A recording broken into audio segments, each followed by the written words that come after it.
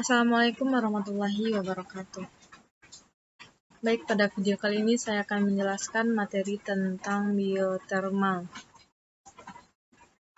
Yang mana pada materi ini akan dijelaskan subtopiknya itu menjelaskan pengertian biotermal dan metabolisme, menguraikan hukum 1 termodinamika dalam sistem biologi, menguraikan hukum 2 termodinamika dalam sistem biologi, menjelaskan penggunaan energi panas di bidang kesehatan, menjelaskan prinsip biotermal pada proses metabolisme makhluk hidup, menjelaskan prinsip biotermal pada proses metabolisme makhluk hidup, menjelaskan termoregulasi tubuh pada hewan yang berhibernasi, menguraikan aliran energi dalam sistem biologi di alam.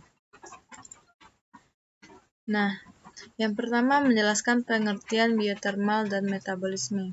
Yang mana yang pertama itu biotermal adalah suhu dan termometer, berasal dari kata bio artinya makhluk hidup, sedangkan termal adalah suhu.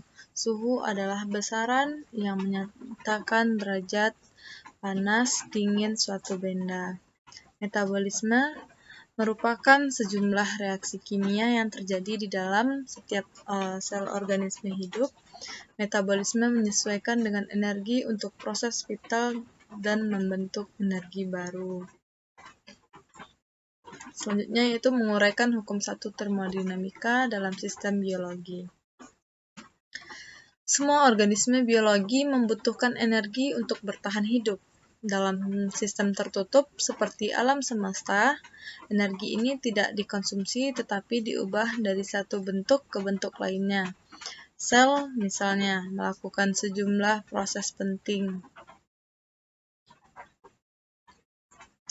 Selanjutnya yaitu menguraikan hukum 2 termodinamika dalam sistem biologi. Seperti proses biologis lainnya, transfer energi tidak 100% efisien. Dalam fotosintesis, misalnya tidak semua energi cahaya diserap oleh tumbuhan, sebagian energi dipantulkan dan sebagian hilang sebagai panas. Hilangnya energi ke lingkungan sekitarnya menghasilkan peningkatan atau gangguan entrop. Nah, yang selanjutnya itu menjelaskan penggunaan energi panas di bidang kesehatan.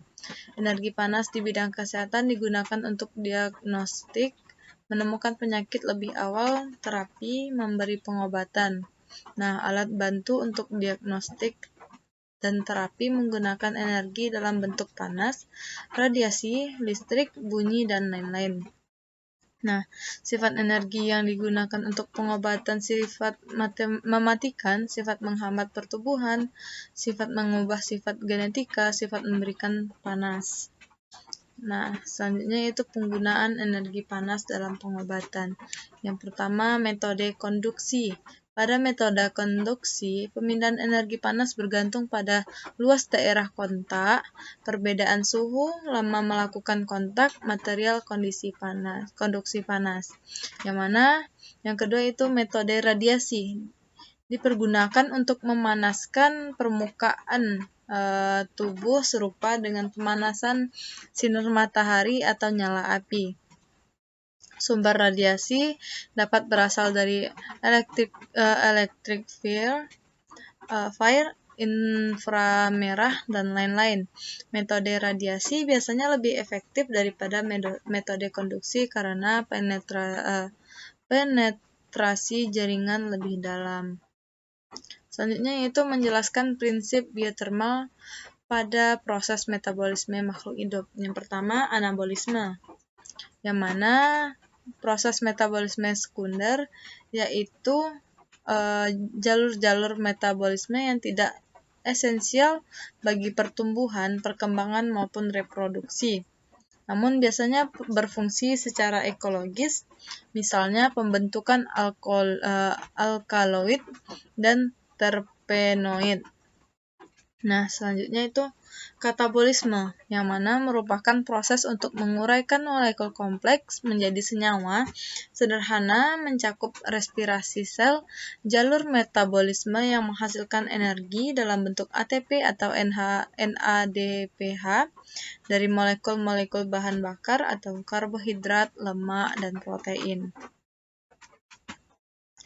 Nah, selanjutnya yaitu menjelaskan prinsip biotermal terhadap pengaturan suhu tubuh, yang mana di dalam tubuh energi panas dihasilkan oleh jaringan aktif terutama dalam otot, kemudian juga dalam energi alat keringat, lemak, tulang, jaringan ikat, dan serta saraf. Energi panas yang dihasilkan didistribusikan ke seluruh tubuh melalui sirkulasi darah, namun suhu bagian tubuh tidak merata. Nah, selanjutnya yaitu menjelaskan termoregulasi tubuh pada hewan yang berhibernasi. Pengaturan temperatur atau regulasi termal adalah suatu pengaturan secara kompleks dari suatu proses fisiologis di mana terjadi kesetimbangan antara produksi panas dan kehilangan panas sehingga suhu tubuh terdapat dipertahankan secara konstan. Nah, definisi umum hibernasi adalah keadaan jangka panjang di mana suhu tubuh menurun secara signifikan, metabolisme melambat secara drastis, dan hewan memasuki kondisi serupa yang membutuhkan beberapa waktu untuk pulih. Nah, selanjutnya hibernasi memperlihatkan sejumlah perubahan fisiologis, yang mana yang pertama itu suhu inti tubuh turun 1-2 derajat Celcius di bawah suhu lingkaran. Yang kedua itu konsumsi oksigen menurun sebesar 5% dari laju rata-rata metabolisme basal atau termoregulasi bab 1. Selanjutnya ada laju pernapasan menurun dan terkadang terhenti dalam beberapa waktu. Selanjutnya, laju detak jantung turun sekitar 5-6 kali per menit, namun tetapi tekanan darah tetap memadai. Selanjutnya, tubuh sangat lamban atau terpor, atau bahkan hampir tidur.